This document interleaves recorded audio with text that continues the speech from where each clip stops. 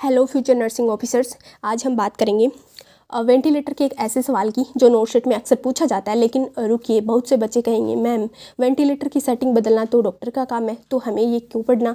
तो दोस्तों याद रखना, वेंटिलेटर की सेटिंग भले ही डॉक्टर बदले, पर वेंटिलेटर पर लेटे पेशेंट की जान बचाना और उसकी हर सांस को समझना एक नर्सिंग ऑफिसर की रिस्पॉन्सिबिलिटी है। एग्जाम में ना आपसे बटन दबाना नहीं, आपकी क्रिटिकल थिंकिंग पूछी जाती है। तो चलिए बनते हैं एक एक्सपर्ट और समझते हैं इस सवाल का लॉजिक। सबसे पहले देखते हैं क्वेश्चन क्या है। क्वेश्चन है, a patient in the ICU is on A ventilator, the nurse notes air hanger and the patient is using accessory muscles. The ventilator shows auto PEEP यानी intrinsic PEEP. What is the best nursing action? देखो question में क्या दिया गया है कि इसमें ना क्वेश्चन को समझते हैं। पहले इसमें क्वेश्चन क्या है कि एक इस सवाल का लॉजिक ये है कि इमेजिन करो दोस्तों, इमेजिन करो कि आप ICU में ड्यूटी पर हैं, आपका पेशेंट वेंटिलेटर पर है और अचानक आप नोटिस करते हैं कि उसे एयर हंगर हो रही है, वो सांस के लिए तड़प रहा है और वो अपने एसेसरी मसल्स का यूज कर रहा है। वेंटिलेटर स्क्रीन पर चेक करने पर आपका ऑटो पीप जो इंट्रिंसिक पीप है ना वो दिखाई देता है। अब as a smart nursing officer आपका बेस्ट एक्शन इसमें क्या होगा, ये अपन को क्वेश्चन में दिया गया। क्वेश्चन समझ आ गया होगा।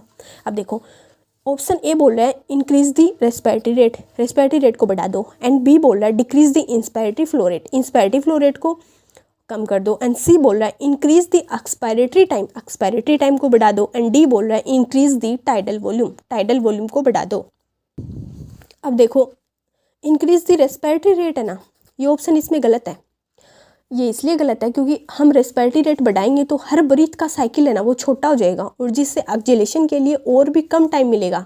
ये तो आग में घी डालने वाला जैसा काम होगा इसमें। और अपन को क्या करना है, अपन को एक्सपायरेटरी टाइम है ना इसमें बढ़ाना है ताकि उसका एयर हंगर कम हो सके, है ना। ये ऑप्शन इसलिए गलत हो गया। बी ऑप्शन बोला है decrease the inspiratory flow rate, अंदर जाने वाली सांस है ना उसका फ्लो रेट को डिक्रीज कर दो, कम कर दो, है ना। ये बी ऑप्शन बोल रहा है। देखो ये ऑप्शन भी इसमें गलत है क्योंकि अगर इंस्पायरेटरी फ्लो रेट कम करेंगे यानी अंदर जाने वाली सांस है ना उसका फ्लो रेट अपन कम करेंगे तो सांस अंदर जाने में ज़्यादा टाइम लेगी और जिससे कि इंस्पायरेटरी टाइम है ना वो बढ़ जाएगा, अंदर वाला जाने वाला वो टाइम है वो बढ़ जाएगा, जिससे ऑटोमेटिक है ना एक्सपायरेटरी टाइम है ना वो कम हो जाएगा और अपन को तो एक्सपायरेटरी टाइम बढ़ाना होगा इसमें, इसलिए ऑप्शन गलत है। हमने फ्लो रेट बढ़ाना होता है इसमें ताकि सांस जल्दी अंदर जाए और बाहर निकालने के लिए ज़्यादा वक्त लगे, ठीक है, इसलिए ये ऑप्शन भी गलत था। अब देखो इसमें करेक्ट आंसर है ना वो सी है, इंक्रीज द एक्सपायरेटरी टाइम। अपन को एक्सपायरेटरी टाइम है ना उसको बढ़ाना होगा। इसका रेशनल देखते हैं। चलिए ऑटो पीप है ना, सबसे पहले ये देखते हैं ऑटो पीप क्या है। ऑटो पीप क्या है, इसका मतलब है कि एयर ट्रैपिंग, जब लंग्स से पिछली सांस पूरी तरह बाहर नहीं निकल पाती और वेंटिलेटर अगली सांस दे देता है तो वो हवा अंदर ही फंसने लगती है और इससे ब्रीथ स्टैकिंग भी कहते हैं। अगर हम एक्सपायरेटरी टाइम बढ़ा देंगे, बाहर जो निकलने वाला वो टाइम है वो बढ़ा देंगे तो पेशेंट को लंग्स से हवा बाहर निकलने का ज़्यादा समय मिलेगा, इससे जो ट्रैप्ड एयर है ना वो बाहर निकल पाएगी और ऑटो पीप है ना वो कम हो जाएगा, इसलिए ये अपना करेक्ट आंसर था सी। बात करें ऑप्शन डी की, इंक्रीज द टाइडल वॉल्यूम। ये बोल रहा है कि टाइडल वॉल्यूम को बढ़ा दो, ये इसलिए गलत है क्योंकि टाइडल वॉल्यूम बढ़ाने से लंग्स में और ज़्यादा हवा जाएगी जो एयर ट्रैपिंग को बढ़ा देगी, है ना, इसलिए करेक्ट आंसर तो अपना सी था, बाकी सारे रॉन्ग है।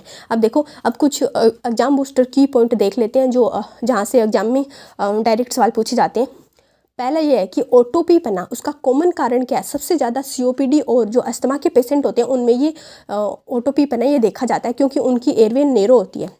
इसका कॉम्प्लिकेशन क्या हो सकता है, इसमें ऑटो पीप की वजह से ना निमोथोरेक्स हो सकता है और BP है ना वो गिर सकता है, यानी इसमें हाइपोटेंशन हो सकता है क्योंकि चेस्ट में ना प्रेशर बढ़ा होता है, इसमें बढ़ जाता है। इसलिए मैनेजमेंट की बात करें तो इंस्पायरेटरी फ्लो रेट है ना इंक्रीज करेंगे ताकि इंस्पायरेटरी टाइम है ना वो कम हो और एक्सपायरेटरी टाइम है वो बढ़े, या फिर इसमें रेस्पिरेटरी टाइम है ना वो कम करेंगे ताकि ब्रीथ साइकिल लंबा हो। सक्सनिंग करेंगे क्योंकि सक्सनिंग में क्या करेंगे, चेक करेंगे कहीं ट्यूब में म्यूकस तो नहीं फंसा, या फिर और उसमें है ना ब्रोंकोडायलेटर देंगे जो कि एयरवेज को खोलने के लिए इसमें दी जाती है। जब भी क्वेश्चन में एयर हंगर और ऑटो पीप एक साथ आए ना तो आंख बंद करके वो ऑप्शन चुनना जो एक्सहेलेशन यानी सांस बाहर निकालने को आसान बनाए। तो फ्रेंड्स सिर्फ मशीन चलाना नहीं, मशीन के पीछे की साइंस समझना ही आपको एक बेहतरीन नर्सिंग ऑफिसर बनाता है। अगर ये लॉजिक समझ आया हो तो वीडियोज़ को लाइक कर देना। आशा करती हूँ आपको समझ आया होगा। Thanks for watching.